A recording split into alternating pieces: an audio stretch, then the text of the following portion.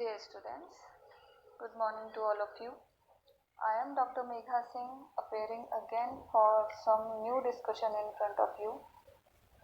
तो हम अपने जिस डिसिप्लिन के बारे में बात कर रहे हैं ई गवर्नेंस, जिसका एक ओवरव्यू मैंने आपको इससे पहले एक ऑडियो फॉर्म में और सम PDF फाइल्स फॉर्म में आपको ग्रुप पर अवेलेबल करवाया था। तो उसमें ओवरव्यू में आपको मैंने उसको मोटे तौर पर थोड़ा समझाया था कि ई गवर्नेंस क्या होता है और किस चीज़ से रिलेटेड है और एडमिनिस्ट्रेशन में इसका इम्पोर्टेंस किस तरह से है। ठीक है, तो आज हम लोग इसकी मीनिंग और इसकी कैरेक्टरिस्टिक्स पर बात कर लेंगे, जो मैं PDF फॉर्म में आपको मैंने ग्रुप पर प्रोवाइड कर दिया है। आप उसको देख सकते हैं और उसका एक इजी एक्सप्लेनेशन मैं आपको इस ऑडियो के माध्यम से दे देती हूँ, जिससे कि आपको उस टॉपिक को समझने में आसानी होगी।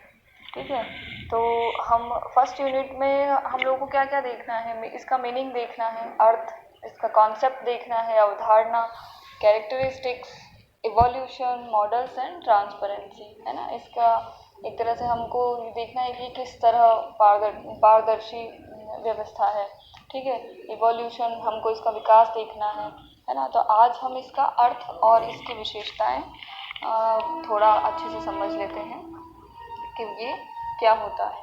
ठीक है, तो ई गवर्नेंस जैसे कि उस दिन बताया था, उससे आपको समझ में थोड़ा तो आ गया होगा कि ई गवर्नेंस क्या होता है ना।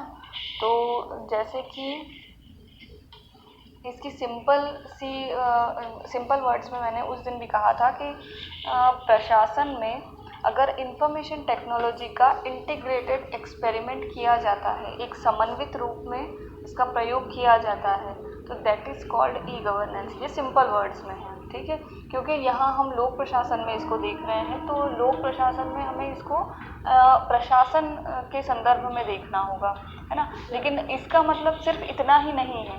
ठीक है, ये मतलब सिर्फ प्रशासन से संबंधित नहीं है, ये समझिए, है ना। हालांकि हमको इसकी जो परिभाषाएं लिखनी होगी वो हमको लोक प्रशासन से संबंधित ही लिखनी होगी, क्योंकि हम इसको इसी डिसिप्लिन के अंतर्गत पढ़ रहे हैं। लेकिन ये सिर्फ इसी तक इसका दायरा सीमित नहीं है ना। तो ये चीज़ मैंने उस दिन भी कही थी कि ये एक कॉम्प्रहेंसिव आइडिया है, व्यापक अवधारणा है, जो व्यापक रूप से फैली हुई है। ये हर फील्ड को, जिसको हम कह सकते हैं कि पॉलिटिकल, सोशल, इकोनॉमिक, है ना, तो ये हर तरह की फील्ड को एक तरह से प्रभावित करता है ना। सामाजिक, आर्थिक, सांस्कृतिक और तकनीकी, प्रशासनिक, और इसके और भी बहुत सारे डायमेंशन होते हैं, जिसको हम धीरे धीरे, जब ये सिलेबस हम यूनिट बाय यूनिट आगे बढ़ेंगे, तो हमको वो चीज़ें समझ में आ जाएंगी।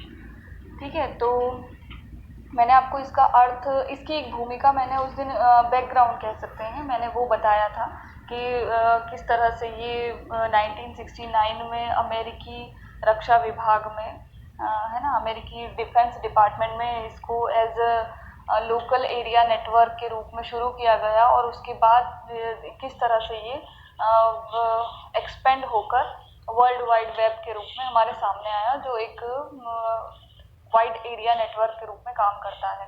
ठीक है, तो प्रशासन में सूचना प्रौद्योगिकी का समन्वित प्रयोग करना ई गवर्नेंस कहा जाता है। ये एक लाइन में हम इसको बता सकते हैं, इसका मीनिंग वन सेंटेंस में। ठीक है, तो अब सवाल ये उठता है कि क्या ई गवर्नेंस को परिभाषाओं के दायरे में बांधा जा सकता है ना। पर मतलब कि क्या कुछ सीमित परिभाषा, क्योंकि देखो हम किसी चीज़ की डेफिनेशन जब देते हैं तो हम क्या करते हैं, उसको उन चंद लाइनों में उस विषय को एक व्यापक रूप में बांधने की कोशिश करते हैं कि हम ऐसे शब्दों का चयन करें जिससे कि वो जिसके बारे में हम जिसको हम परिभाषित कर रहे हैं वो उसमें अच्छे से डिफाइन हो जाए। जनरली हम यही करते हैं, है ना।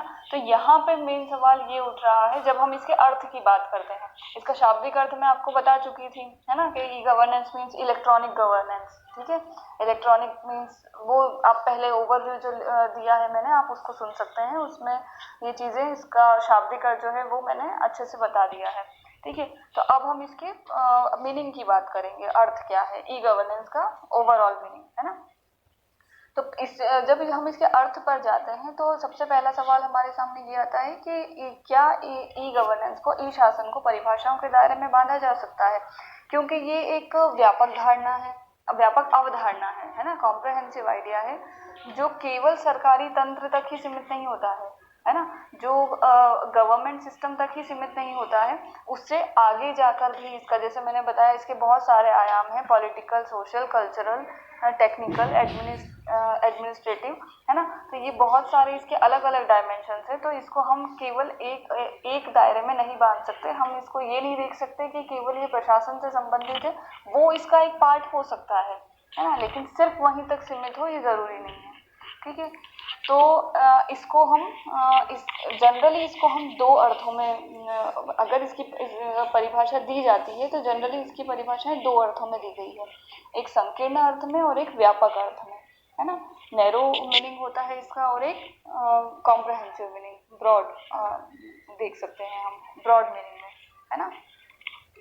तो देखिए संकीर्ण अर्थ में इसका प्रयोग क्या होगा। संकीर्ण अर्थ में इसका मतलब होगा कि इलेक्ट्रॉनिक, कंप्यूटर तथा सूचना विज्ञान के क्षेत्र में विकसित हुई युक्तियों का प्रशासन में प्रयोग करना ही ई गवर्नेंस है। इसमें सीधे तौर पर इसको किस चीज़ में सीमित कर दिया, प्रशासन में। मतलब अगर कंप्यूटर या सूचना प्रौद्योगिकी यानी इंफॉर्मेशन टेक्नोलॉजी का प्रयोग अगर हम प्रशासन में करते हैं, है ना, सिर्फ एडमिनिस्ट्रेशन में इन तकनीकों का प्रयोग होता है, तो उसे ई गवर्नेंस कहा जा रहा है। ये एक इसका संकीर्ण अर्थ है ना, संकुचित दायरे में इसको बांट दिया गया है जो केवल प्रशासन से संबंधित है। ठीक है, वहीं व्यापक संदर्भ में अगर हम देखें तो इसका अर्थ क्या होगा कि किसी भी संगठन, समाज या तंत्र के विविध पक्षों को नियंत्रित, विकसित, पोषित तथा समन्वित रखने के क्रम में सूचना प्रौद्योगिकी का प्रयोग करना ई शासन है। ठीक है, अब इसमें देखो, इसमें केवल प्रशासन के दायरे में इसको बांधा नहीं गया है, केवल प्रशासन के दायरे में इसको सीमित नहीं रखा गया है, उससे आगे बढ़कर ये किसी भी संगठन की बात कर रहे हैं, ऑर्गेनाइजेशन कोई भी हो सकती है ना, वो सिर्फ ज़रूरी नहीं है कि वो एडमिनिस्ट्रेटिव हो, वो कोई भी ऑर्गेनाइजेशन हो सकती है। या फिर समाज, जब समाज के दायरे में इसको बोल दिया है तो समाज में तो कोई एक, उसमें सारे पक्ष आ जाते हैं, राजनीतिक पक्ष आएगा, आर्थिक पक्ष आएगा, सांस्कृतिक पक्ष आएगा, है ना। तो संगठन में भी उसमें जो नियोजित संगठन है, आप लोगों ने पढ़ा होगा, जो ये ऑर्गेनाइज्ड और अनऑर्गेनाइज्ड होते हैं, है ना, संगठन, तो वो सारे संगठनों में इसको रखा गया है, इसको किसी एक सिर्फ एक दायरे में नहीं बांधा गया है। ठीक है, तो समाज या तंत्र के विविध पक्षों को नियंत्रित, विकसित, पोषित तथा समन्वित रखने के लिए, है ना, उसके अलावा भी उनके जितने पक्ष होते हैं, जितने एस्पेक्ट्स होते हैं, उनको सभी को ये कंट्रोल, मतलब एक कंट्रोलिंग फॉर्म में, है ना, उनको उनका डेवलपमेंट करने के लिए, उनको नरिश करने के लिए, है ना, अगर इसका प्रयोग किया जाता है तो वहाँ पर हम इसको क्या कह सकते हैं कि वो ई गवर्नेंस को एक व्यापक रूप में रखा गया है। ठीक है, तो ये इसका अर्थ जो है ये हम दो संदर्भों में पढ़ेंगे, नैरो और कॉम्प्रहेंसिव। ठीक है, अब इसमें इसको एक ई गवर्नेंस को एक तरह से ई सिटीजन भी कहा गया है, इलेक्ट्रॉनिक सिटीजन, है ना, ई नागरिक की संज्ञा भी दी गई है। तो वही है कि ई गवर्नेंस किसके ऊपर होता है, जैसे कि कल मैंने बताया था कि जो सामान्य जनता है, नागरिकों के ऊपर ही प्रशासन किया जाता है ना। शासन व्यवस्था अगर कोई पॉलिसी बना रही है या कोई शासन व्यवस्था कोई प्रशासनिक काम कर रही है तो वो किसके लिए हो रहा है, वो नागरिकों के लिए हो रहा है ना। तो ये एक तरह से हम इसको इसका एक दूसरा नाम भी रखा गया है कि इसको इलेक्ट्रॉनिक सिटीजन भी कह सकते हैं, है ना। और ये उसी का व्यापक प्रसार है, ठीक है, क्योंकि ये प्रशासन की बात कर रहा है, प्रशासन या शासन व्यवस्था की बात कर रहा है, तो नागरिकों से आगे जाकर ये एक तरह की शासन व्यवस्था की बात कर रहा है, इसीलिए इसको उसका एक एक्सपेंशन माना गया है, किसका, इलेक्ट्रॉनिक सिटीजन का, ठीक है। अब आपके सामने एक ये एन विट्ठल की डेफिनेशन है, एन विट्ठल ने जो कहा है, तो वो आप लोग PDF फाइल में पढ़ सकते हैं, है ना। इसमें इन्होंने सिंपल वर्ड्स में एक ही बात कही है कि सरकार के समस्त कार्यों में सूचना प्रौद्योगिकी का अनुप्रयोग ही ई शासन है। वही बात है जो हम बार बार रिपीट कर चुके हैं, है ना। ये उसी को एक लाइन में इन्होंने परिभाषित किया है, ठीक है। अब एक और चीज इसमें आ रही है, जैसे हमने कहा कि ई गवर्नेंस किसका एक्सपेंशन माना जा रहा है, ई सिटीजन का, है ना, इलेक्ट्रॉनिक सिटीजन का। तो वैसे ही इसे एक तरह से इलेक्ट्रॉनिक डेमोक्रेसी का पर्याय भी माना जा रहा है। इलेक्ट्रॉनिक डेमोक्रेसी ये भी एक नया वर्ड होगा आपके लिए, है ना, ई लोकतंत्र जिसको कहेंगे। तो आप देखिए ई जहाँ पर भी आ रहा है उससे उससे अर्थ क्या लगाएंगे आप, इलेक्ट्रॉनिक, है ना। इलेक्ट्रॉनिक मतलब वही चीज़ें जो इलेक्ट्रिसिटी या बिजली के माध्यम से चलती है ना, वो सारी चीज़ें। और पीछे के शब्द बदल रहे हैं, लाइक गवर्नेंस, सिटीजन, डेमोक्रेसी, है ना। तो यहाँ आप डेमोक्रेसी का मतलब समझते हैं कि जनता का शासन, जनता अपने प्रतिनिधियों के द्वारा शासन करे या जनता डायरेक्ट शासन करे, दोनों डेमोक्रेसी में ही आते हैं, है ना। उसको डायरेक्ट डेमोक्रेसी या इनडायरेक्ट डेमोक्रेसी कहा जा सकता है ना।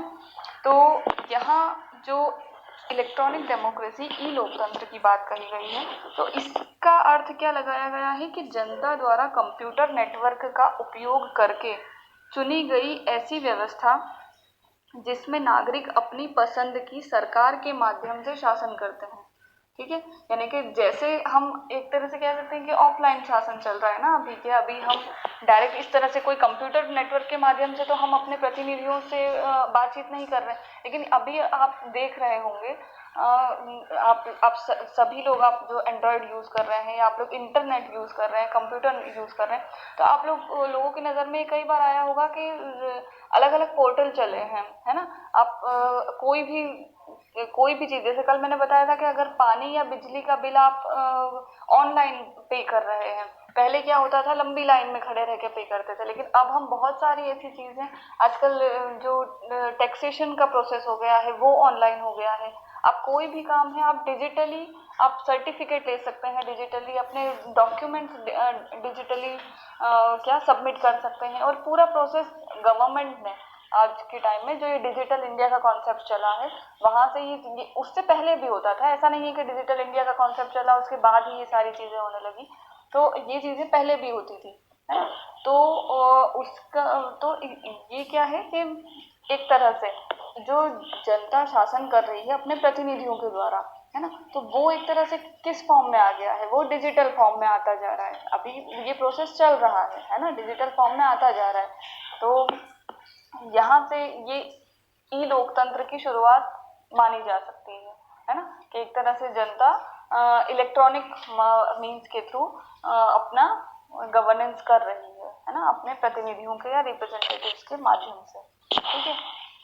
तो ये इसका अर्थ मोटे तौर पर यही है, और बाकी आप इसको देखेंगे ही किताब में, है ना, बुक में जो PDF मैंने भेजा है, आप उसमें उसको और अच्छे से पढ़ लीजिए, उसका अर्थ यही निकल कर आ रहा है जो मैंने आपको बताया है, ठीक है। तो अब हम इसकी विशेषताओं पर एक नज़र डाल लेते हैं, है ना। विशेषताएं, इसकी कैरेक्टरिस्टिक्स, इसके फीचर्स काफ़ी बड़े हैं, काफ़ी सारे हैं, बड़े हैं नहीं कह सकते, काफ़ी सारे हैं। तो हम मैं 15 मिनट्स का ये ऑडियो बना रही हूँ, रिकॉर्ड कर रही हूँ, ताकि आप लोगों को बहुत ज़्यादा, अगर लेंदी ऑडियो हो जाएगा तो आप लोगों को सुनने में भी थोड़ा टाइम कंज्यूमिंग या बोरिंग लेक्चर ना लगे, तो इसीलिए 15 मिनट्स में जितना होगा मैं उसको कवर करके, नहीं होगा तो फिर नेक्स्ट डे में उसको सेंड कर दूँगी आप, ठीक है। तो अभी हम विशेषताएं देख लेते हैं इसकी। देखिए, सबसे पहला पर्पस तो जो इसका होता है ना, इसकी विशेषताओं में सबसे पहला जो कहा गया है कि इसका मुख्य ध्येय सरकारी कार्यों में कुशलता, पारदर्शिता तथा प्रभावशीलता लाना है। ये इसका सबसे मेन आप पर्पस भी कह सकते हैं और इसका इसकी एक विशेषता भी कह सकते हैं, है ना। देखिए, सबसे पहले एक ये कुशलता, पारदर्शिता, प्रभावशीलता, ये 3 वर्ड हैं, है ना। कुशलता मीन्स स्किलफुलनेस, है ना। आप एक तरह से वो उसको प्रशासन को कुशल बनाने के लिए, ठीक है।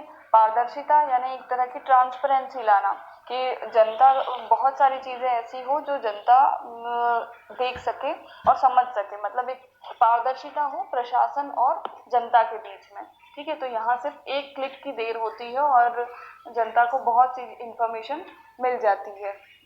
जो पहले जब ये डिजिटल प्रोसेस नहीं था तो मेरा पूरा पेपर वर्क पर डिपेंड था प्रशासन, तब ये थोड़ा कह सकते हैं कि थोड़ा मुश्किल होता था जनता के लिए भी बहुत सारी चीजें जानना, है ना। और तीसरी जो इसका विशेषता है वो प्रभावशीलता लाने के लिए, इफेक्टिवनेस लाने के लिए, है ना। तो ये एक तरह से इसने जो ई गवर्नेंस है ये प्रशासन को किस तरह से एक इफेक्टिव फॉर्म में सामने लेकर आ रहा है, ठीक है। आई थिंक विशेषताएं अभी हो नहीं पाएगी, तो हम लोग मैं नेक्स्ट वीडियो में नेक्स्ट ऑडियो में उसको कवर कर लूँगी, विशेषताओं को जितना होगा, है ना, क्योंकि ये अभी 15 मिनट से ज़्यादा का हो गया है, ठीक है। तो अभी के लिए इतना ही। That's it for today. Thank you.